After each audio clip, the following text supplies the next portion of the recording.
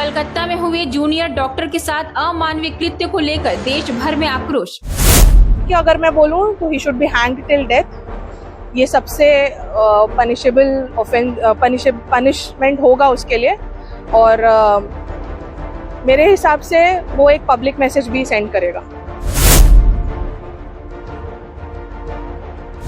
आज़ादी के इतने वर्षों के बाद भी अगर भारत में हर 15 मिनट में रेप की घटनाएं हो रही है तो ये प्रदर्शन का विषय नहीं है, समाज को सोचने का विषय है कि हम कहां से चले थे और हमारा सपना कहां था और हम कहां तक पहुंचे हैं।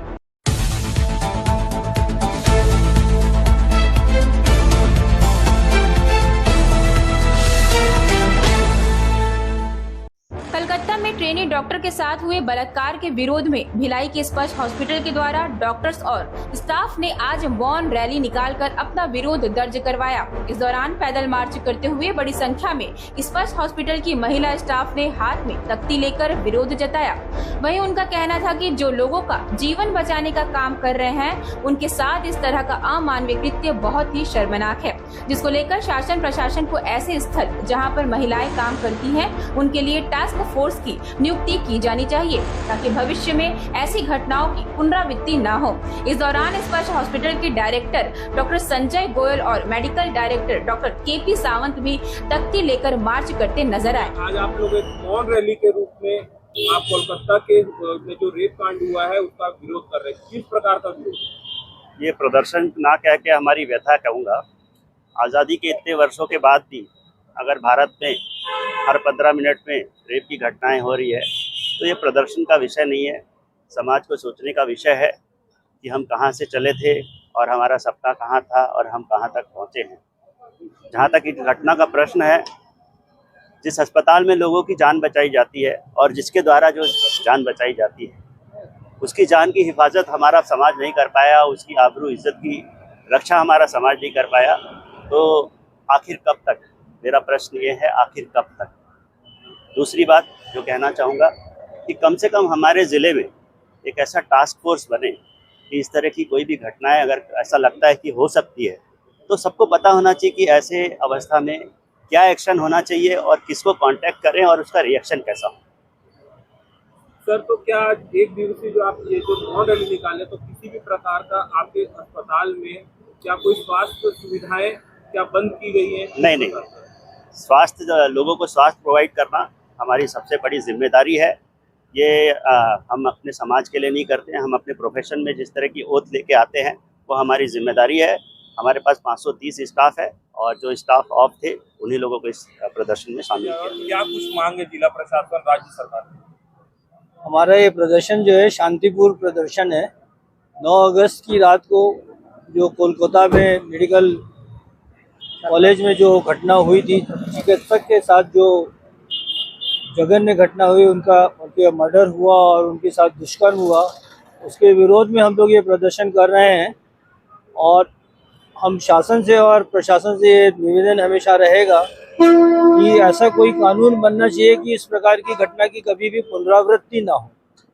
और जो हमारी बेटियां और माताएं और बहनें जो ऐसी जगहों पर ड्यूटी करती हैं वो अपने आप को हमेशा सेफ महसूस करें और अपनी पूरी उससे काम कर सकें ताकि उनको कभी इस प्रकार की घटना का सामना ना करना पड़े। और अगर करना पड़े तो ऐसी कोई व्यवस्था होनी चाहिए ताकि उनको न्याय मिल सके और उनको सेफ्टी का मिल सके। आपका परिचय दे देंगे? मैं डॉक्टर केपी सावंत हूँ, मेडिकल डायरेक्टर स्पर्श अस्पताल। के साथ रेप की घटना हुई है जी, इसको लेकर आज आप ये आक्रोश प्रदर्शन आप मौन रैली के रूप में आए। मैम, किस प्रकार का लगता है कि जो चीज वहाँ पे जो घटना जो हुई है तो कितना अपने आप को यहाँ पर भिलाई शहर में छत्तीसगढ़ में आप कितना अपने आप को सुरक्षित आप मानते हैं? भिलाई में स्पर्श में हम बहुत सुरक्षित अपने आप को फील करते हैं। स्पेशली वुमेन सेफ्टी की अगर बात करें तो हमारा हॉस्पिटल बहुत सारे अलग अलग कदम भी उठाता है इसको लेके। हमारी आईसीसी कमेटी भी है स्पेसिफिकली इसको लेके, और हमारे यहाँ सिक्योरिटी सिस्टम्स भी प्रॉपर रखे हुए हैं। सीसीटीवी भी हमेशा 24/7 मॉनिटरिंग रहती है। तो मैं मेट्रोज में भी काम करके आई हूँ, बट मुझे ऐसा लगता है कि भिलाई बहुत सेफ है अगर हम कंपैरिजन करें मेट्रो से। पर फिर भी क्या कुछ राज्य सरकार के द्वारा और क्या कुछ आवश्यक कदम आप लोगों की सुरक्षा के प्रति उठाने जाने चाहिए? हम लोग एक टास्क फोर्स बनना चाहिए, मुझे ऐसा लगता है, women safety at work place को लेके, और नए प्रोटोकॉल्स और आने चाहिए। हम लोग अभी भी जैसे आईसीसी के प्रोटोकॉल्स अगर देखें सेक्सुअल हरासमेंट को लेके, तो हम लोग अभी भी पॉश के पुराने 2013 के प्रोटोकॉल्स को फॉलो कर रहे हैं, उसको अमेंड करना चाहिए मेरे हिसाब से। और बाकी अगर हम लोग सब चाहें तो वुमेन सेफ्टी को ज़्यादा अच्छे से एम्पावर कर पाएंगे, अगर हम लोग सब लोग एकजुट होके ये सोचे तो। अगर घटनाक्रम की बात करें तो पहले भी निर्भया कांड हुआ था, उसके बाद पूरा देश उमड़ गया था, और आज डॉक्टर के कारण जिसके साथ जो हुआ घटना हुई उसको लेकर के पूरा देश आज उमड़ पड़ा है। आरोपी को किस प्रकार सजा मिल रही है, आप लोग के मन में क्या है? आरोपी को अगर मैं दिल से कहूँ तो he should be hanged till death. ये कि अगर मैं बोलूँ तो he should be hanged till death.